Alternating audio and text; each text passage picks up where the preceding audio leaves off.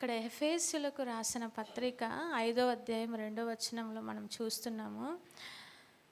క్రీస్తు మిమ్మును ప్రేమించి పరిమళ వాసనగా ఉండుటకు మన కొరకు తన్ను తాను దేవునికి అర్పణముగాను బలిగాను అప్పగించుకొనెను.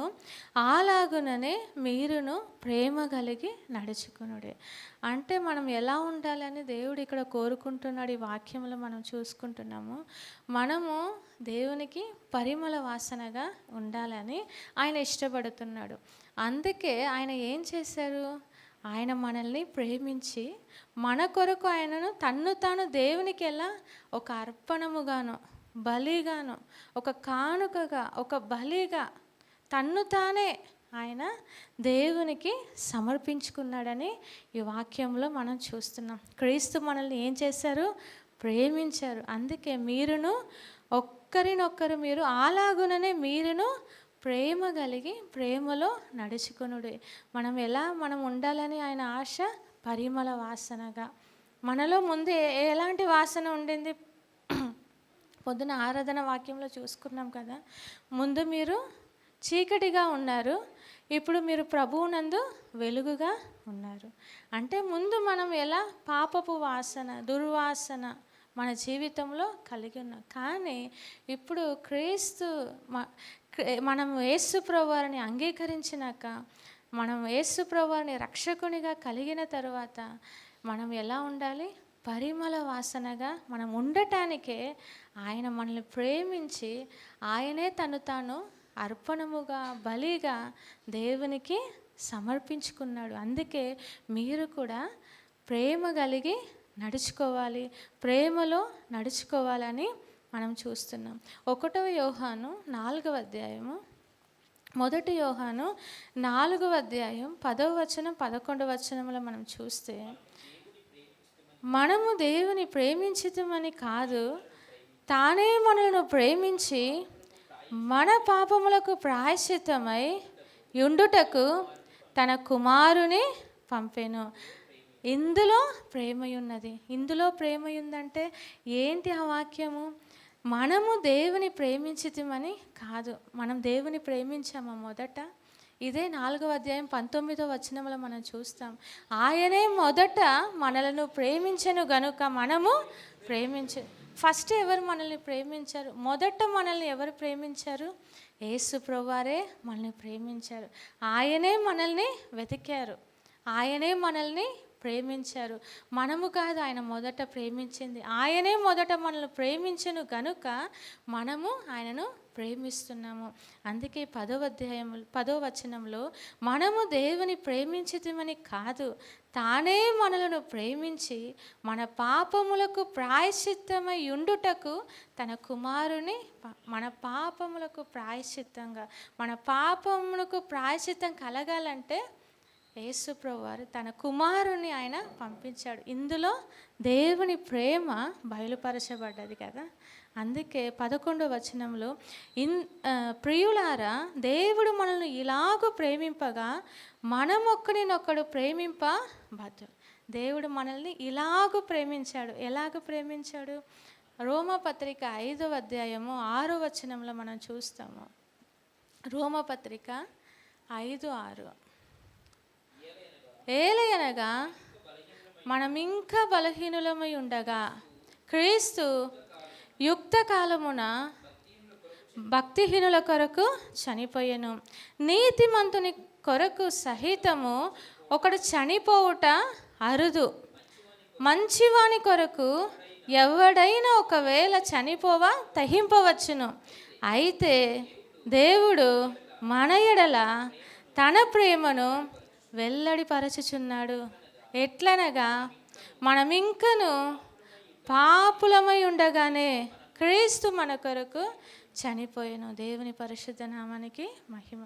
ఇందులో ప్రేమ ఉంది. ఆయన తన కుమారుని పంపించి మన పాపముల ప్రాయశ్చిత్తము కొరకు యేసు ప్రభువాన్ని పంపించడంలో దేవుని ప్రేమ బయలుపరచబడ్డది.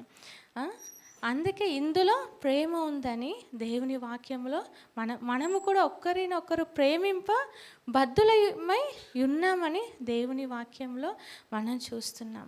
ఆయన మనల్ని ఎలా ప్రేమించాడు ఈ వాక్యంలో మనం చూస్తే, నీతిమంతుని కొరకు సహితము ఒకడు చనిపోవుట అరుదు. అంటే నీతిమంతుని కొరకు అంటే ఒక మంచి వాళ్ళ కొరకు ఎవరైనా చనిపోవటానికైనా ఏదైనా త్యాగం చేయటానికైనా ముందుకు వస్తారు.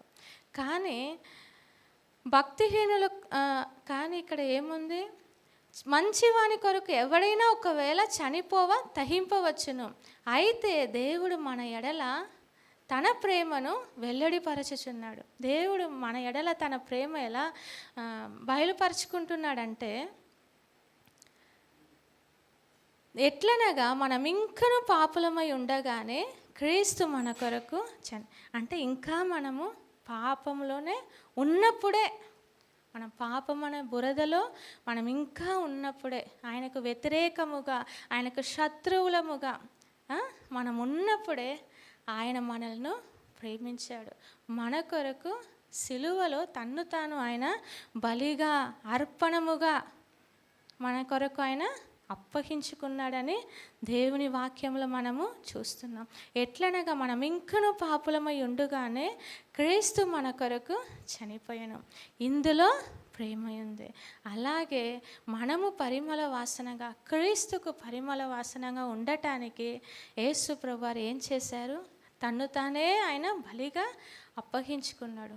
మనము క్రీస్తు ప్రేమను ఇతరులకు మనము వెల్లడిపరచడం వల్ల, మనము ఇతరులకు చూపించడం వల్ల మనము ఎలా ఉంటాము, పరిమళ వాసన, క్రీస్తు వాసనగా మనము ఉంటాం. మీరు కూడా ఎలా దేవుడు మనల్ని ప్రేమించాడో అలాగే మీరు కూడా ప్రేమలో నడుచుకొనుడి అని దేవుని వాక్యం మనకు చూపిస్తుంది. మనం దేవుని ప్రేమలో నడుచుకున్నప్పుడు మనం పరిమళ వాసనగా మనము దేవునికి మనము పరిమళ వాసనగా మన జీవితము ఉంటుంది. దేవుని నామానికి వందనాలు. రెండవదిగా మనం చూసుకుంటాం యెషయా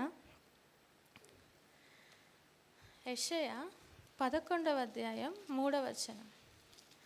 యెషయా 11వ అధ్యాయము, యెహోవా భయము అతనికి ఇంపైన సువాసనగా ఉండును. చాలు బ్రదర్. ఇక్కడ ఈ వాక్యంలో మనం చూస్తున్నాము, ఇది యేసు ప్రభువారి గురించి ప్రవచన వాక్యంగా పలకబడిన మాట. 1, 2 ఈ అధ్యాయంలో మొదటి వచనం ఏముంది, యెషయా మొద్దు నుండి చిగురు పుట్టును, వాని వేరుల నుండి అంకురము ఎదిగి ఫలించును. యెహోవా ఆత్మ జ్ఞాన వివేకములకు ఆధారమగు ఆత్మ, ఆలోచన బలములకు ఆధారమగు ఆత్మ, తెలివిని యెహోవా యెడల భయభక్తులను పుట్టించు ఆత్మ అతని మీద నిలుచును. యెహోవా భయము అతనికి ఇంపైన సువాసనగా ఉండును. యేసు ప్రభువారి గురించి ప్రవచింపబడిన మాట, యెహోవా భయం అతనికి ఎలా ఉంటుంది, ఇంపైన సువాసనగా ఉంటుందంట. అంటే మనము కూడా దేవుని యందు భయము కలిగి ఉంటే అది ఎలా దేవునికి ఉంటుంది, ఇంపైన మొదటిగా చూసుకున్నాం మనం ఎలా ఉండాలి, పరిమళ వాసన. క్రీస్తు కొరకు మనము ఈ లోకంలో ఎలా ఉండాలి, పరిమళ వాసనగా. మనలో ఎలాంటి వాసన రావాలి, పరిమళ వాసన. ప్రేమ కలిగిన యేసు ప్రభు వారి ప్రేమను మనం ఇతరులకు చూపించడం వల్ల మనం ఎలా ఉంటాం, పరిమళ వాసనగా ఉంటాం. రెండవది మనలో ఉండాల్సినది యెహోవా యందు భయము. దేవుని యందు భయము ఆయనకి ఎలా ఉంటుంది, ఇంపైన సువాసనగా దేవుని సన్నిధిలో ఉంటుంది. దేవుని నామానికి వందనాలు. సామెతలు 8:13 మనం చూస్తాము. సామెతలు 8వ అధ్యాయము, యెహోవా యందు భయభక్తులు కలిగి ఉండుట చెడుతనమును అసహించుకొనుటయే, గర్వము, అహంకారము, దుర్మార్గత, కుటిలమైన మాటలు నాకు అసహ్యములు. అంటే దేవుడు ఇక్కడ ఏమంటున్నాడంటే, యెహోవా యందు భయభక్తులు కలిగి ఉండుట చెడుతనాన్ని అసహించడం అంట. దేవుని యందు భయము ఎలాంటిది మనం అర్థం చేసుకోవాలంటే, దేవుని వాక్యం చెప్తుంది, చెడుతనాన్ని మనం ఎప్పుడైతే అసహించుకుంటామో నిజమైన దేవుని భయము భక్తి మనలో ఉన్నట్టు. ఒకవేళ చెడుతనాన్ని అసహించుకోకపోతే, పాపాన్ని అసహించుకోకపోతే మనలో దేవుని భయము లేదు. దేవుని వాక్యములో మనం చూస్తున్నాం, చెడుతనమును అసహించుకొనుటయే దేవుని అందలి నిజమైన భయభక్తులు. గర్వము, అహంకారము, దుర్మార్గత, గర్వమున్న అహంకారము, దుర్మార్గత, కుటిలమైన మాటలు ఎవరికి అసహ్యం అంట? దేవునికి అసహ్యం. మనలో గర్వమున్న, అహంకారం ఉన్న, దుర్మార్గత ఉన్న, కుటిలమైన మాటలు ఏమన్నా మనలో ఉన్నదా? మనం సరిదిద్దుకోవాలి. అవన్నీ ఎవరికి అసహ్యము? అవన్నీ మనలో ఉంటే దేవునికి ఇంపైన వాసన మనలో ఉంటుందా? మన పరిమళ వాసన ఉంటుందా? దుర్వాసనని మనలో నుండి ఉంటుంది. అందుకని ఇవన్నీ ఉంటే తీసివేసేసుకోవాలి. ఇంపైన వాసన ఏంటిది? యెహోవా యందలి భయము. దేవుని నామానికి వందనాలు. అదేవిధంగా మనం యోసేపు జీవితాన్ని చూస్తున్నాము. ఒక స్త్రీ అంటే తాను అందరికీ తెలుసు, తాను ఎక్కడ ఆయన బానిసగా ఉన్నాడో ఆ ఇంటి యజమాని భార్య తనను పాపంలోనికి పిలిచినప్పుడు ఆయన ఒక్క మాట అంటాడు. ఏంటి? ఆదికాండము 39వ అధ్యాయము 9వ వచనం. ఆదికాండము 39:9. నీవు అతని భార్యవైనందున నిన్ను తప్ప మరి దేనిని నాకు అప్పగింపక ఉండలేదు. కాబట్టి నేనెట్లు ఇంత ఘోరమైన దుష్కార్యము చేసి దేవునికి విరోధముగా పాపము కట్టుకొందునని తన యజమానుని భార్యతో అనేను. అంటే ఏమంటున్నాడు? పాపం తన దగ్గర వచ్చేటప్పుడు ఆయన వ్యతిరేకిస్తున్నాడు, అసహించుకుంటున్నాడు. యోసేపు దేవుని యందు భయభక్తులు కలిగి ఉన్నాడని ఈ వాక్యములో మనము తెలుసుకుంటాము. ఇంపైన సువాసనగా అతని జీవితము దేవుని ఎదుట అక్కడ మనకు కనబడుతుంది. ఇక్కడ కాబట్టి నేను ఎట్లు ఇంత ఘోరమైన దుష్కార్యము చేసి దేవునికి విరోధముగా పాపము కట్టుకొందును.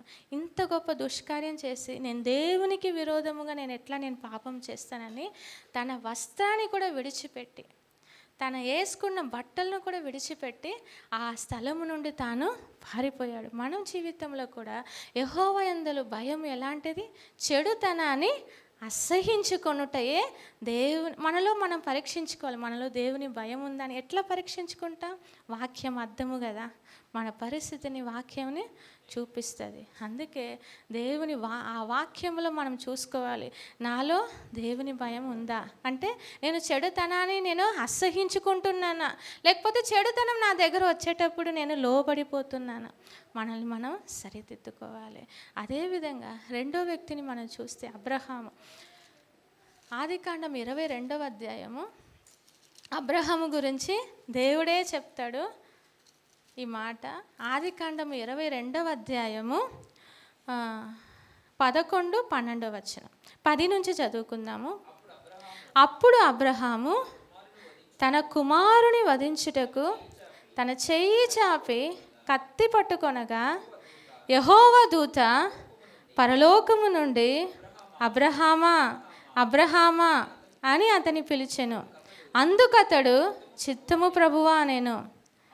అప్పుడు ఆయన ఆ చిన్నవాని మీద చెయ్యి వేయకుము, అతనినేమీ చెయ్యకుము, నీకు ఒక్కడయున్న నీ కుమారుని నాకీయ వెనుదీయలేదు గనుక నీవు దేవునికి భయపడు వాడవని ఇందువలన నాకు కనబడుచున్నది.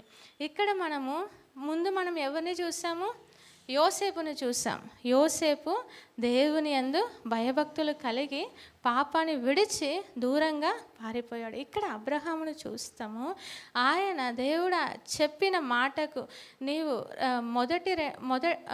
22 వచనంలో చెప్తాడు కదా దేవుడు, అప్పుడు ఆయన నీకు ఒక్కడయున్న నీ కుమారుని అనగా నీవు ప్రేమించు ఇస్సాకును. దేవుడు ఎంత చక్కగా అంటున్నావు, నీకు ఒక్కడై ఉన్న కుమారుడు అంటే ఎన్ని సంవత్సరాలకి దేవుడు వాగ్దానం చేశాడు? 75 సంవత్సరాలకి. ఆయనకు 100వ సంవత్సరంలోనే కుమారుని అనుగ్రహించాడు. అదే అంటున్నాడు, నీకు ఒక్కడై ఉన్న కుమారుని నీవు ప్రేమించు ఇస్సాకును. అప్పుడు అంటే అబ్రహాము అంటే చాలా వృద్ధాప్యంలో వాగ్దాన ఫలాన్ని దేవుని దగ్గర నుండి పొందుకున్నాడు. ఎంతగానో తన కొడుకుని ఆయన ప్రేమిస్తున్నాడు. అందుకే దేవుడు అంటున్నాడు, నీకు ఒక్కడై ఉన్న కుమారుని నీవు ప్రేమించే నీ కుమారుని నేను చెప్పే ఆ పర్వతం దగ్గర వచ్చి నువ్వు బలి అర్పించాలి అన్నప్పుడు అబ్రహాము దేవునికి ఏం చూపించాడు? విధేయత చూపించాడు. విధేయత. ఒక వాక్యం మనం చూస్తాము, అబ్రహాము దేవుని నమ్మాడు, అది అతనికి నీతిగా ఎంచబడ్డది. ఈ విశ్వాస పరీక్షలో అతడు నిలబడ్డాడు. మనము యాకోబు పత్రికలో చూస్తాం. అంటే అబ్రహాము మృతులలో నుండి తన కుమారుని దేవుడు లేపగలడని దేవుని నమ్మాడంట, విశ్వసించాడంట. అందుకని తన కుమారుని అప్పగించటానికి కూడా ఆయన విధేయత చూపించి వెళ్ళాడు. మనం ఇక్కడకు మళ్ళీ ఇంకొక మాట మనం ఇక్కడ చూస్తున్నాం. దేవుడే ఇక్కడ అంటున్నాడు 12వ వచనంలో, అప్పుడు ఆయన ఆ చిన్నవాని మీద చెయ్యి వేయకుము, అతని నేమియు చేయకుము, నీకు ఒక్కడయున్న నీ కుమారుని నాకు వెనుదీయ లేదు కనుక నీవు దేవునికి అంటే నీకు ఒక్కడయున్న నీ కుమారుని నాకు ఇయ్యటానికి నువ్వు వెనుదీయలేదు. ఇందువల్ల నీవు దేవునికి అంటే మనం దేవుని అంటే చెడుతనాన్ని విసర్జించుట, దేవుని యందు భక్తులు మనం చూసుకున్నాం. రెండవదిగా కూడా మనం చూస్తే అబ్రహాము దేవుని మాటకు విధేయుడై తన ఏకైక కుమారుని అప్పగించటానికి కూడా ఆయన వెనుతీయలేదు. అప్పగించటానికి వెళ్తున్నాడు, అక్కడ దేవుడు ఆపేసి, ఇందువలన నీవు దేవునికి భయపడుచున్నావని నాకు కనబడుచున్నదని దేవుడే అక్కడ సాక్ష్యం ఇవ్వడం అని మనం చూస్తున్నాం. మనం దేవుని యందు దేవుని మాటకు విధేయత చూపడం వల్ల మనలో ఏముంటుంది? దేవుని యందు భయము కలిగి ఉంటాం. అది దేవునికి ఇంపైన సువాసన. మొదటిగా మనం చూసుకున్నాం, మన పరిమళ వాసనగా మనం ఉండాలి. మన పరిమళ వాసనగా దేవుని ఉండటానికి ఆయన మన కొరకు తన్ను తాను అప్పగించుకున్నాడు. మనము ఎలా పరిమళ వాసనగా ఉంటామో, మన ప్రేమ కలిగి నడుచుకున్నప్పుడే, యేసు ప్రభువారు ప్రేమను చూపించినప్పుడే, ఆయన మన ఎడల చూపించిన ప్రేమ మనం ఇతరుల ఎడల చూపించినప్పుడే మనం పరిమళ వాసనగా యేసు ప్రభువారి కొరకు ఈ లోకంలో మనము జీవించగలం. రెండవది మనలో ఉండాల్సిన వాసన, సువాసన, దేవుని అందులో భయము, చెడుతనాన్ని విసర్జించుట, దేవునికి విధేయత, దేవుని మాటకు విధేయత కలిగి జీవించుట, అది దేవునికి ఇంపైన సువాసనగా ఉంటుంది. మూడవది చూసుకుందాం. అంక టైం ఉంది కదా. మూడవది 2వ కొరింథీయులకు 2వ కొరింథీయులు 2వ అధ్యాయము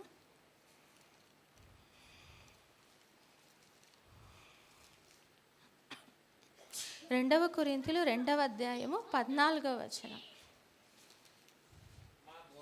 మా ద్వారా ప్రతి స్థలమందును క్రీస్తును గురించిన జ్ఞానము యొక్క సువాసనను కనుపరచుచు ఆయన యందు మమ్మును ఎల్లప్పుడూ విజయోత్సవముతో ఊరేగించుచున్న దేవునికి స్తోత్రము. దేవుని నామానికి వందనాలు. మా ద్వారా ప్రతి స్థలమందును క్రీస్తును గురించిన జ్ఞానము యొక్క సువాసన అంటే ప్రతి స్థలమందు అపోస్తలుడైన పౌలు ఎక్కడికి వెళ్ళినా దేవుని సువాసన, యేసు ప్రభువారి యొక్క జ్ఞానము, ఆయన ఎరిగిన జ్ఞానం, ఆయనను గురించిన ఆయన తెలుసుకున్న ప్రతిదీ తన జీవితంలో యేసు ప్రభువారి గురించిన ఆ సువాసనను ఆయన ప్రతి స్థలమందు కనపరుస్తున్నాడు. కాబట్టి మమ్మును ఆయన యందు మమ్మును ఎల్లప్పుడూ విజయోత్సవముతో ఊరేగించుచున్న దేవునికి స్తోత్రం అని అక్కడ దేవుని స్తుతించడం మనం చూస్తాం. ఈ వాక్యం నుండి మనం ఏం చూసుకుంటున్నాం? మనం ప్రతి స్థలమందు, మనం ఎక్కడ వెళ్ళిన ప్రతి స్థలమందు మనలో ఏ వాసన ఉండాలి? యేసు ప్రభువారిని గూర్చిన జ్ఞానము యొక్క సువాసన మనలో నుండి మనము కనపరచాలి. యేసుక్రీస్తు యొక్క సువాసన అంట మనలో మనము కనపరచాలి, మనలో మనం వెదజల్లాలి. ఎక్కడ వెళ్ళినా ప్రతి స్థలమందు ఎక్కడ ఉన్నా కూడా మనలో నుండి ఎలా కనపరచగలుగుతాం? కొలస్సీలో మనం చూస్తాం, కొలస్సీ 3:12. కొలస్సీలకు పత్రిక 3వ అధ్యాయము. కాగా దేవుని చేత ఏర్పరచబడిన వారును పరిశుద్ధులను ప్రియులైన వారికి తగినట్లు మీరు జాలిగల మనస్సును, దయాళుత్వమును, వినయమును, సాత్వికమును, దీర్ఘశాంతమును ధరించుకొనుడి.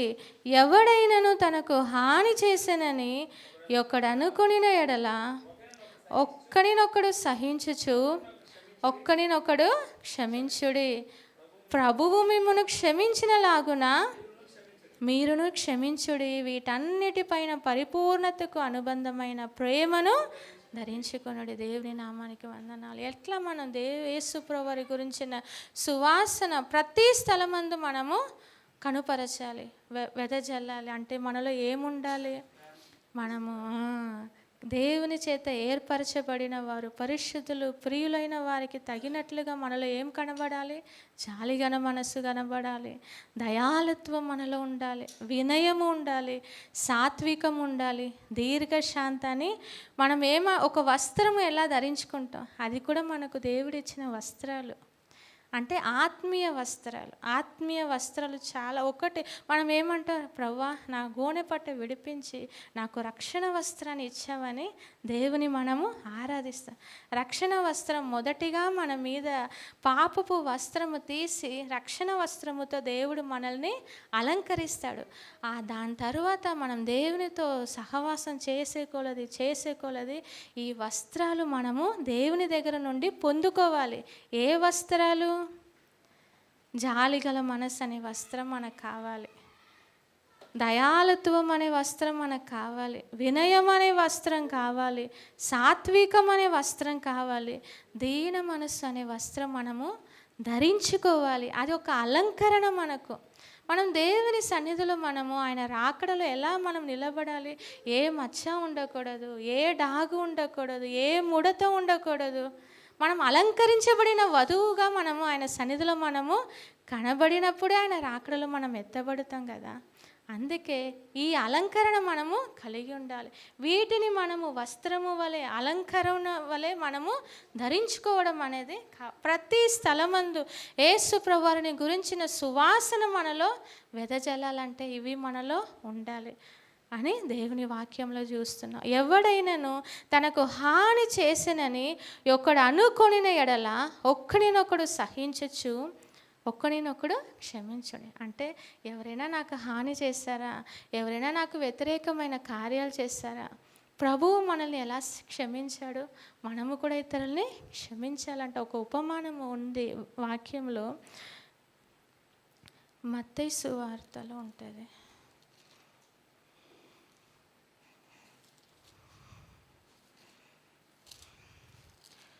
చదివాను, ఒక్క నిమిషం. అంటే అప్పు ఉంటాడు ఒక వ్యక్తి, ఒక యజమానుడి దగ్గర ఇన్ని అప్పు కలిగి ఉంటాడు. మత్తయి సువార్త 18వ అధ్యాయంలో మనం చూసుకుంటాము.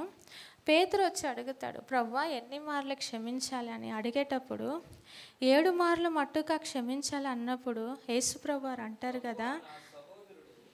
ఒక్క నిమిషం బ్రదర్, ఇక్కడ 22వ వచనంలో, అందుకు యేసు అతనితో ఇట్లనెను, 7 మారుల మట్టుకే కాదు 70 ఏళ్ళ మార్ల మట్టుకు నీతో చెప్పుచున్నాను అని ఈ ఉపమానము యేసు ప్రభువారు ఇక్కడ చెప్తారు. 24వ వచనం నుంచి చూస్తే, అతడు లెక్క చూచుకొనం అంటే ఈడు అప్పు చేసి ఉంటాడు ఒక యజమానుని దగ్గర. ఎంత అప్పు చేసి ఉంటాడు?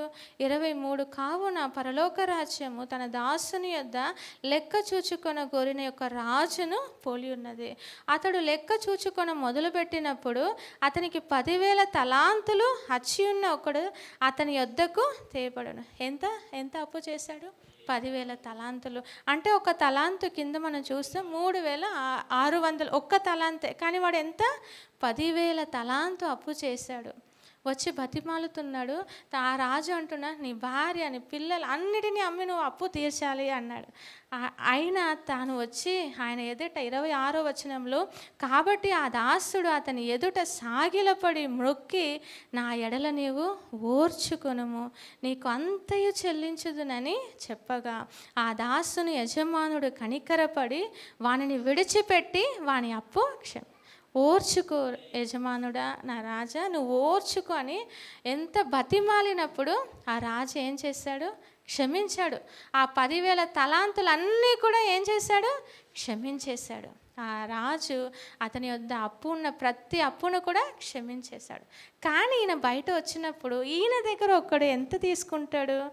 అయితే ఆ దాసుడు బయటకు వెళ్ళి తనకు 100 దేనారములు, 100 దేనారములు అంటే ₹1/2 అంట. వీడికి ఎంత క్షమించాడు రాజు? 10,000 తలాంతులు. ఒక్క తలాంతే 3,600. అంటే 10,000 తలాంత అంటే చాలా ఉన్నాయి కదా.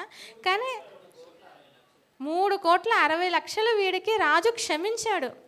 కానీ వీడి దగ్గర ఒక ₹1/2 తీసుకున్న ₹50 అంటే 3,60,00,000 ఎక్కడ? ₹50 ఎక్కడ?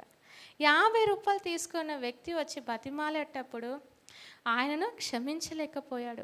దీన్ని ఆ రాజు యొక్క సేవకుడు వచ్చి చూసి బాధపడి రాజు దగ్గర చెప్పినప్పుడు ఆయన ఎక్కడ తీసుకెళ్తారు?